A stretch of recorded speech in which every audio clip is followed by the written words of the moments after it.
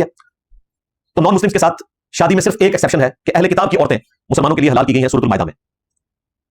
सिर्फ अहले किताब, जूस और क्रिश्चियंस, और वो भी उनकी औरतें, मुसलमानों की औरतें उनके मर्दों के लिए हलाल नहीं है। उनकी औरतें मुसलमान मर्दों के लिए हलाल है, निकाह की बाइंडिंग के साथ निकाह उसी तरीके से होगा, इजाब कबूल होगा, गवाहों की मौजूदगी में, हक में, सब कुछ। और ये भी प्रेफरेबल नहीं है, सिर्फ इजाजत की हद तक है, और वो भी जूस और क्रिश्चियंस। किसी हिंदू लड़की के साथ शादी करना या किसी सिख की लड़की के साथ शादी करना, किसी एथियस्ट लड़की के साथ शादी करना, इसकी इस्लाम में इजाजत बिल्कुल नहीं है। अहले किताब की औरतों के साथ शादी करने की इजाजत है। सूरतुल बकरा में अल्लाह ताला ने मुशरिक के साथ शादी करने से मुसलमान मर्द औरत दोनों को मना कर दिया। लेकिन सूरतुल माइदा जो कि बाद में नाजिल हुई है, सूरतुल माइदा में अल्लाह ताला ने एक एक्सेप्शन दे दी। अगरचे जूस और क्रिश्चियंस भी मुशरिक थे, लेकिन उनकी औरतें हलाल कर दी, सिर्फ इस वजह से कि वो आसमानी मज़हब के मानने वाले हैं, इब्राहिमी दीन के मानने वाले हैं, टेम्पल फॉर्म में सही। ये बाद लोगों ने जो कहा ना, इंडिविजुअल्स ने, किसी का अकीदा नहीं है, इंडिविजुअल्स ने, दुनिया के तमाम मगाद फिक्र के उलमा का ये इजमाई अकीदा है कि जूस और क्रिश्चियंस की औरतें हलाल है।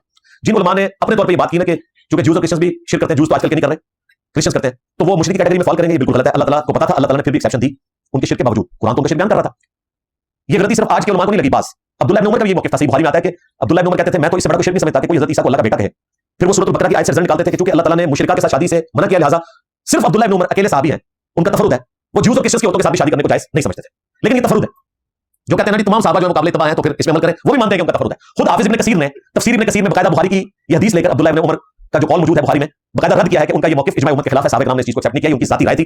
कुरान में बिल्कुल वाज़ेह अल्लाह ताला ने अहले किताब की औरतों के साथ इजाज़त दे दी है, और सूरतुल माइदा सूरतुल बकरा के बाद नाज़िल हुई है, और अल्लाह ताला ने इस तरह का कोई फर्क नहीं किया कि ऐसे जूस और क्रिश्चियंस जो शिरक ना करते हो उनकी औरतें हलाल हैं। ये कोई एक्सेप्शन बयान नहीं की, और वो भी उस ज़माने में कोई इक्का दुक्का होगा, अदरवाइज़ सारे शिरक करते थे। कुरान ने सूरतुल माइदा में उनका शिरक बयान किया, लक़द कफ़र अल्लज़ीना क़ालू इन्नल्लाहा हुवल मसीह इब्न मरियम, बेशक वो लोग खुला कुफ्र कर रहे हैं जो कह रहे हैं कि अल्लाह ही ईसा इब्न मरियम है।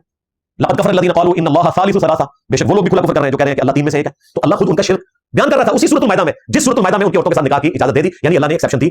अब इसे एक्स्ट्रापोलेट करें, अगर ज्यूस और क्रिश्चियंस की औरतें मुसलमानों के लिए हलाल है, तो शिया की औरतें सुन्नियों के लिए हलाल है, और सुन्नियों की औरतें शिया के लिए हलाल है। ज्यूस और क्रिश्चियन से तो गए गुजरे नहीं है ना, ये लॉजिकली बात करो। वैसे तो मर्द भी हलाल है, लेकिन मैं एटलीस्ट कह रहा हूं कि औरत वाला मामला तो कोई कर सकता है ना, इससे ये सीधा साधा रिजल्ट तो निकलता है। रहा हमारे पड़ोसी मुल्क में जो मुसलमानों ने हिंदुओं के साथ शादियां की हुई हैं, और हिंदू मर्दों ने मुसलमान औरतों के साथ, तो इसकी शरीयत में बिल्कुल इजाजत नहीं है, सीधी सी बात है। Issue number 4,